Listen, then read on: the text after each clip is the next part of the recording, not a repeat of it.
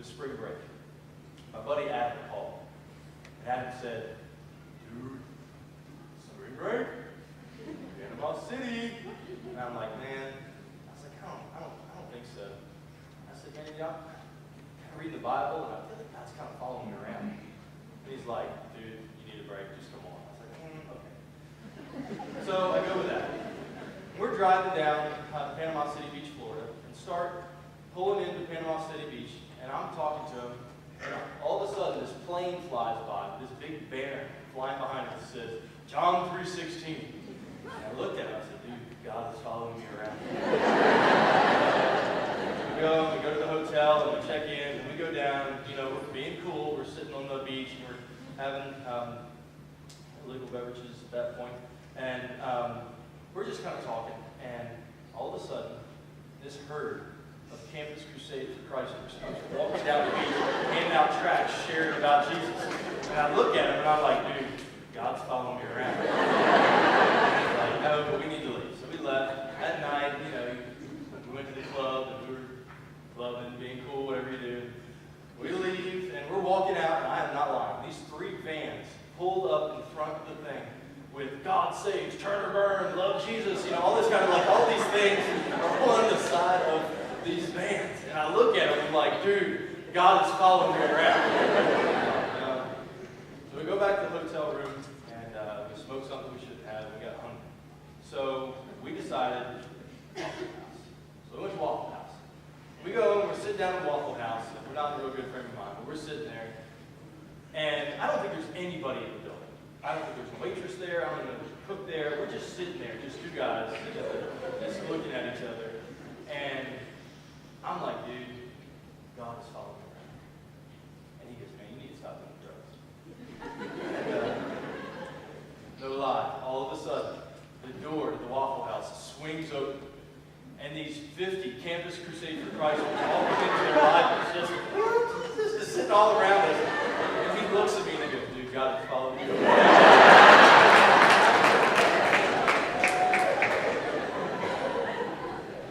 And God brought several people into my life while I was down there that week. There was one particular person.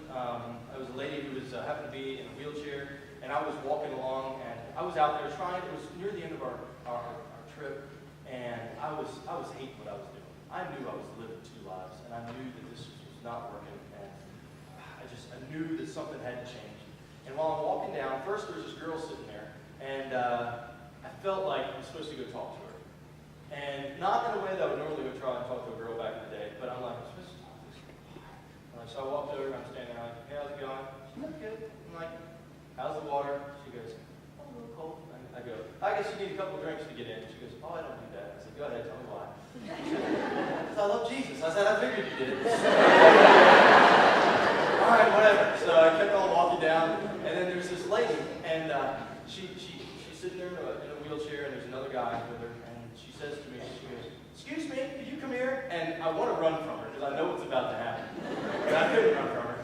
And I said, okay, and I went over, I talked to her, and she told me about Christ, told me about what Christ had done, told her a little bit about what God had been doing in my life, and she challenged me that I needed to get back, I needed to choose, that I either needed to be for him or against him.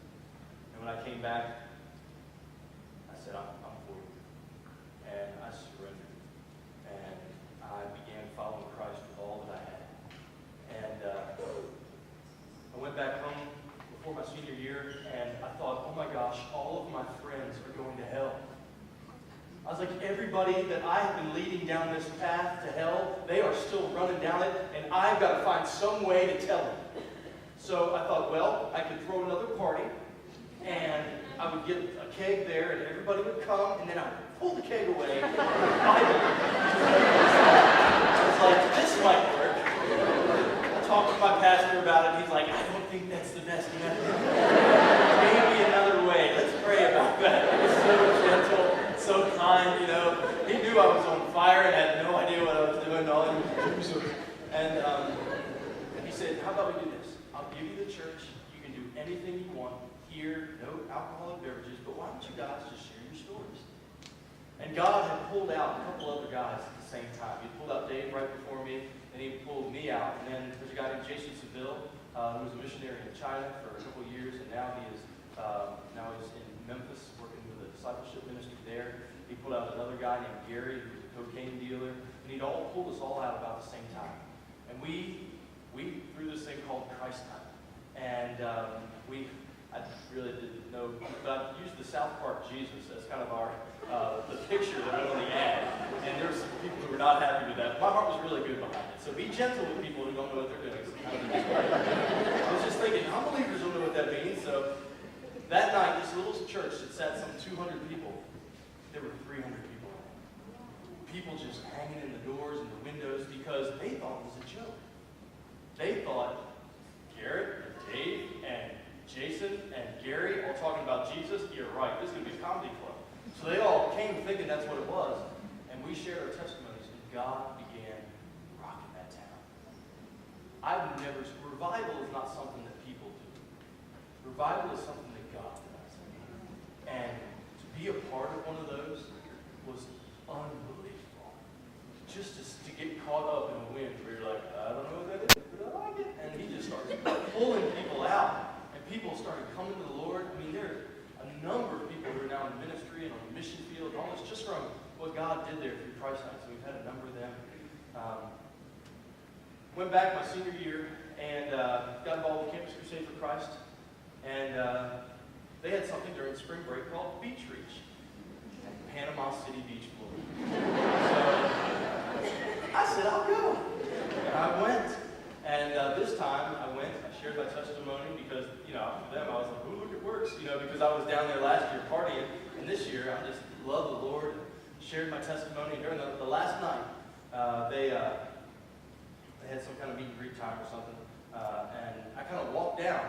And I look at it now, it was just like God was like, come here, don't follow me. And he just drugged me just straight down the aisle. And I'm just looking at this girl, and she's looking at me. And I'm like, hey, how's it going? I said, my name's Garrett. She said, my name's Carrie. I said, nice to meet you, Carrie. And we met for 5 minutes. And we exchanged email addresses because I was going to try here to go on a summer project for Campus Crusade for Christ. And she was great. So went back, and we kept in touch, but I started dating another girl. And dated that other girl for about 6 or 6.5 years. I was engaged to her twice. I tried very, very hard to marry the wrong girl. I tried so hard. And all the time, I always wondered what God was doing with Carrie. And I would look her up on the internet, and she was a little paranoid, so she would always make sure she wasn't on the internet for creepy people who were Googling her. I always was like, why don't you feed some orphans or something and be on the internet? Just something like, and I couldn't really ever find her, but every once in a while we keep in touch, and then finally I broke off our friendship just because I knew it would, I couldn't do that and have my girlfriend. God finally gave me the grace to break off that relationship, which all the while I knew wasn't right. And there's some of you in here tonight, young people, who are in relationships that you know is not right. Trust me. Trust me. The Lord knows, and he rewards those who trust him. And God, in his mercy, he gave me a wonderful wife. Brought her into my life at a time when it was the beginning of 2007, which was a very, very difficult year. Church was going hard. There were some real difficult things there. Caught on fire 52 days before our wedding. I was burned, had second and third degree burns on my arm and my face.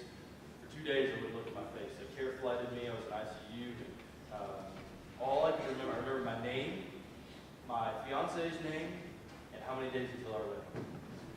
52 days. Because I had this countdown. God was gracious to me, and he healed me.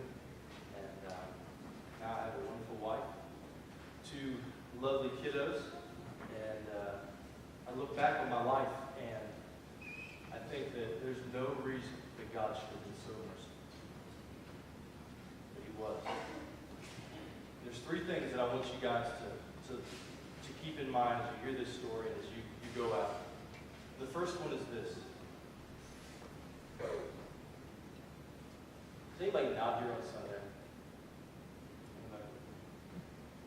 A handful meaningful enough, I'm going to share this anyway. On our honeymoon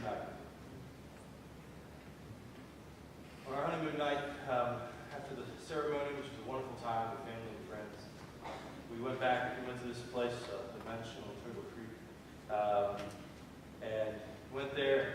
Before we were about to share our night together, Carrie said, hold on, I've got something for you. And she went and she rustled through her bag and pulled out her Bible, and looked at her Bible and pulled out a letter. She handed it to me. In front of that letter it said, to the one. I opened it up and I read it. And in there she was writing to the one that she would save herself for. And how she was promising the Lord that she was going to wait for the man that God had for her. And that she was not going to give herself to another man until that day. When I finished reading that letter, I wept. I wept for 30 minutes on our honeymoon night. Because I would have given anything to have been able to offer her the same.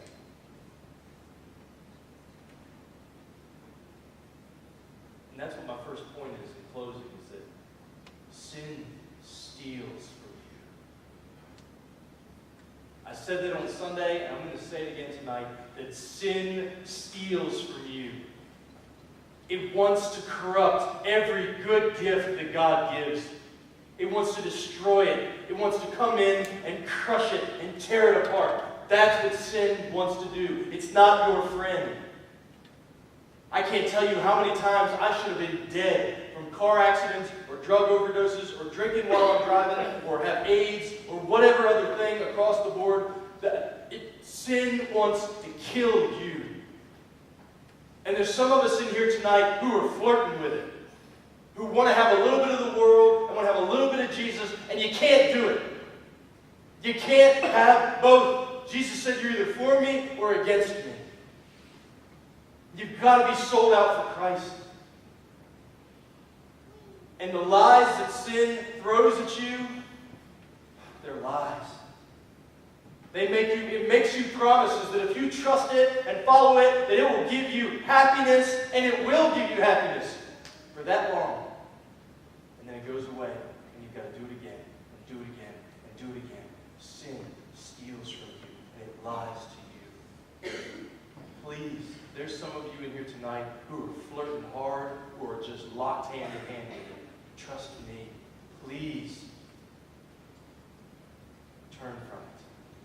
Cry out to Christ to forgive your sins. Find some other believers that you can lock arms with.